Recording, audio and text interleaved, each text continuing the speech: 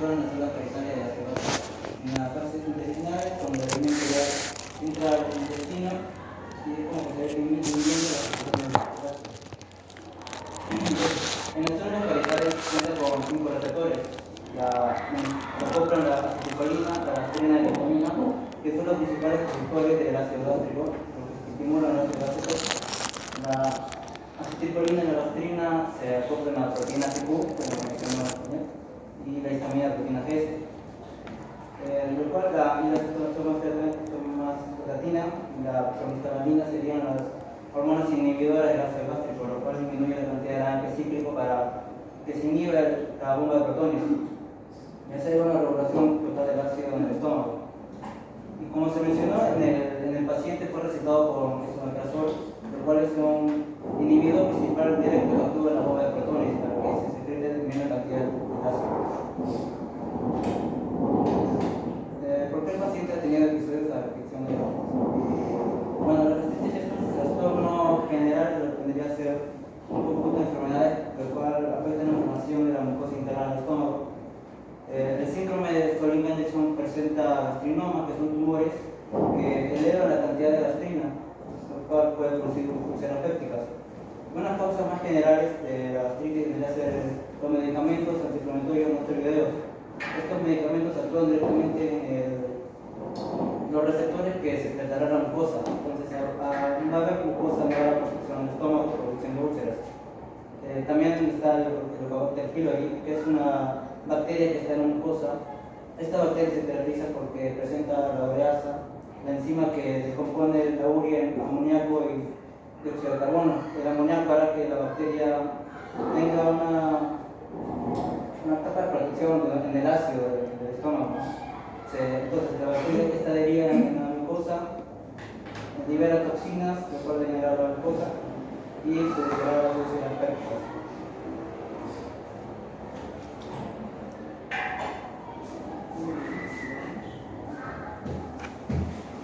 La pregunta 4 dice: ¿qué relación tiene la enfermedad y síndrome de Stollinger con la regulación de la gastrina? La regulación de la gastrina se da cuando hay presencia de alimentos en el estómago y eso hace que se libere la gastrina. Esta se dirige por el órgano sanguíneo y viaja a las células fetales y así la gastrina estimula la secreción del ácido gástrico. Este es regulado por un mecanismo que se tiene regulación negativa, y cuando el pH se encuentra muy bajo, pues se deja liberar la gastrina y un balance entre ácido y base, para que no ocurra este problema de mucha producción de ácido gástrico. Pero cuando tienes el síndrome de Stollinger, pues los gastrinomas, que son tumores endocrinos, hace que ocurra una producción de una liberación de la gastrina, una liberación de la gastrina de manera autónoma, ya que no hay como que siempre produce, y no deja producir, por eso hay una disfunción del mecanismo de retención negativa, ya que no le importa si el pH es muy ácido, lo cual solo sigue produciendo. Y esto, como el profesor, que al haber más producción de la gastrina, pues los niveles aumentan de manera significativa, lo cual hace que haya más disminución de una producción de ácido gástrico. Y esa es la relación que tiene, ¿no? Entonces, tiene que ver con la revolución de la gastrina, ya que se produce en exceso, en más cantidad.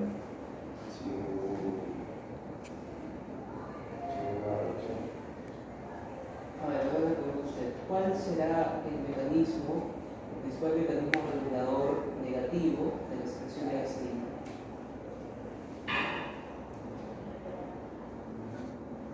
O sea, ¿cómo se regula la gastrina de manera negativa? ¿Cuál será el principal receptor inhibidor de la secreción de gastrina?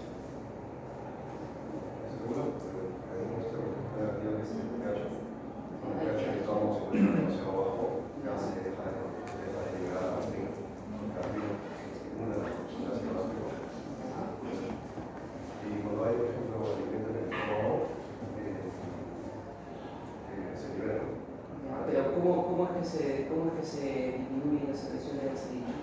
O sea, ¿es autónomo? ¿Simplemente baja el pH y ya se desactiva?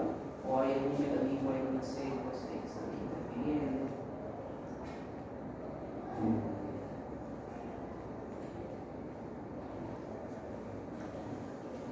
Tenemos su compañero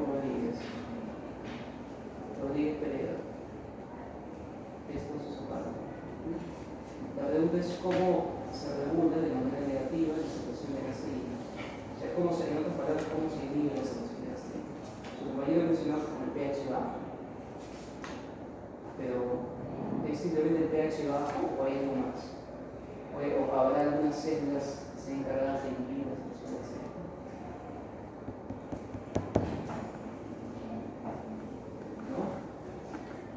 Su compañero Sierra Alta, la misma pregunta. En regulación, creo que había mencionado algo acerca de la regulación, de que ya dejaba de lado así los protones, los cuales ya dejaba de funcionar completamente su función de seguir creando más ácido. Estamos hablando de la gastrina, regulación de la gastrina. Regulación por sí sola. O sea, cómo se regula la secreción de gastrina por parte de las células. ¿Qué células de la gastrina? Células G. ¿Cómo se regula esas células G?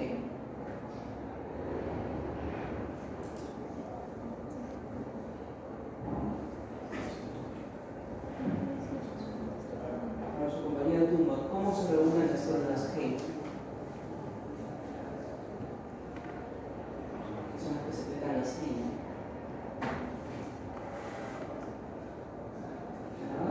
Compañera Villapane, ¿cómo se regula la secreción de gastrina por parte de las células G en las células G?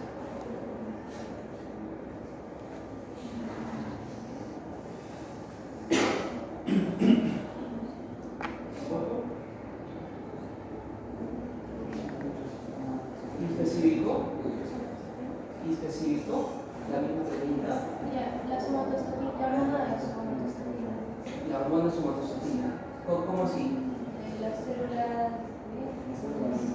Las células de. Hay un pH bajo. Ya. Sí, ¿Están soplando?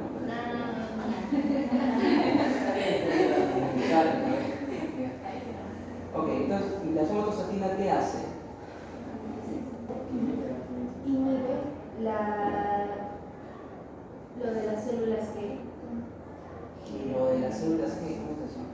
Inhibe la síntesis, la secreción de la gastrina. en las células G. De las células. Por parte, y lo hacen las células D. ¿Dónde están las células D? Sí, es una localización en el páncreas, pero hablando previamente del tubo digestivo, ahora usted, ¿dónde están las células D? Su compañera ha mencionado una localización en el páncreas. Lo hemos dicho en clase, la semana pasada recuerdo haber mencionado eso. ¿Dónde están las células D? Ahora usted, ¿dónde están las células D? ¿Dónde se localizan? ¿Dónde se encuentran? En la mucosa lateral. Exacto, en el mismo estómago. Y ahora eso se puede mirar, pero eso es muy importante. Lo hemos visto ya. ¿Dónde más se encuentran? A ver, ¿quién apellido cuál es? ¿Dónde más se encuentran, chicos? ¿Dónde? ¿En qué parte? ¿En todo el desarrollo? Poder, también poder. Justamente esas células de el mundo renal que van a trabajar secretando y cosas somatostatina para inhibir y cosas la secreción gástrica. Eso sería al final de qué fase. Esa inhibición. Durante la fase intestinal o posterior a la fase intestinal.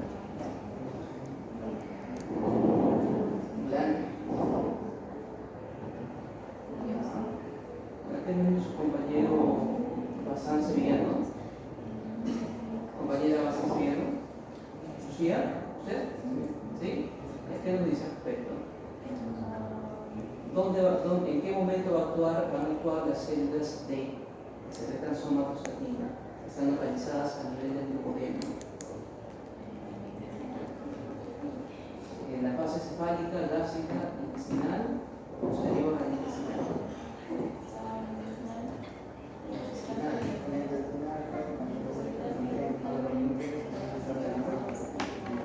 ¿Qué pasaba en la fase intestinal?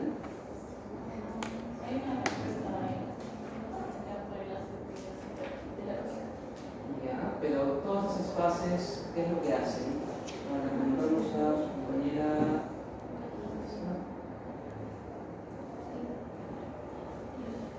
Acá y tampoco yo está. ¿Qué es lo que hacen todas esas fases? Cefálica, gástrica, intestinal. ¿Qué hacen con la secreción gástrica? ¿La aumentan, la disminuyen, hacen que se mantenga igual?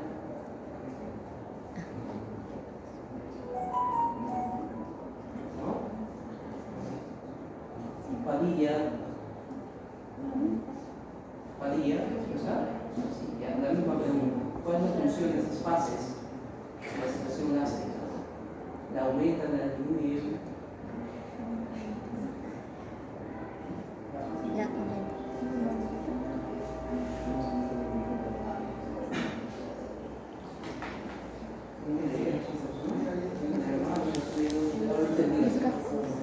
¿Qué es lo que hacen todas esas fases con la secreción intestinal? Con la célula parietal. ¿Aumenta la secreción o disminuye la secreción? La pregunta es sencilla. ¿Aumenta o disminuye? Es más importante que la secreción de ácido gástrico comienza a aumentar debido a la necesidad de que los nutrientes comiencen a ser degradables.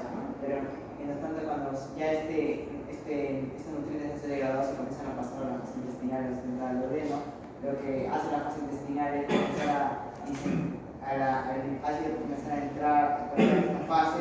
Se inicia un proceso en el que el duodeno puede enviar un mensaje un mensaje neuronal o hormonal que incentiva a que la célula dé sensibilidad a somatostatina para que esta secreción de ácido gástrico comience a disminuir y así evitar que esta pueda evitar que este ácido se mantenga o que se aumente en cantidades y mantener el pH de las partes del cuerpo estables. Eso está perfecto, lo que mencionaba. Pero en la última parte hay un detalle. Usted mencionó que hay mecanismos neurales y hormonales a nivel de la fase intestinal, ¿ya? Pero esos mecanismos van a terminar al inicio aumentando la secreción gástrica. Chicos, todas las fases de la secreción gástrica aumentan la secreción, desde la cefálica, la gástrica y la intestinal. La intestinal, le enseñé un dibujo todavía en clase. ¿Cuál va a ser el principal contributor de la fase intestinal? La fase cefálica eran los estímulos neurosensoriales. En la fase gástrica era la distensión del estómago. En la fase intestinal, ¿cuál es el estímulo? Por parte del duodeno. ¿Qué lanza? ¿Será neural? ¿Qué dicen? En secreción, no estamos hablando de motilidad. Es hormonal, chicos. Les mencioné, la fase intestinal se da por la liberación, aumento en la liberación de gastrina por parte a nivel de las células G a nivel duodenal.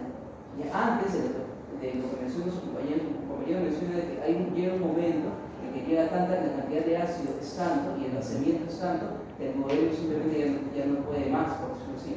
Y es como que comienza a enviar señales neurales para disminuir el vaciamiento gástrico. ¿Ya? Para disminuir el vaciamiento gástrico. Y no solamente eso, sino que comienza a liberar hormonas. ¿Para qué? Para disminuir la secreción de gastrina, ¿ya? Y para disminuir la secreción, ¿de qué parte? Gástrica, ¿no? ¿Cómo se llama ese reflejo? ¿Cómo se llama ese reflejo? Para que se despierten. Ese reflejo donde se inhibe, ¿no? Donde se extiende el duodeno, se envían señales aferentes, se extiende el duodeno, se envían señales aferentes al hipocampo, señales vuelven y disminuyen el peristaltismo gástrico.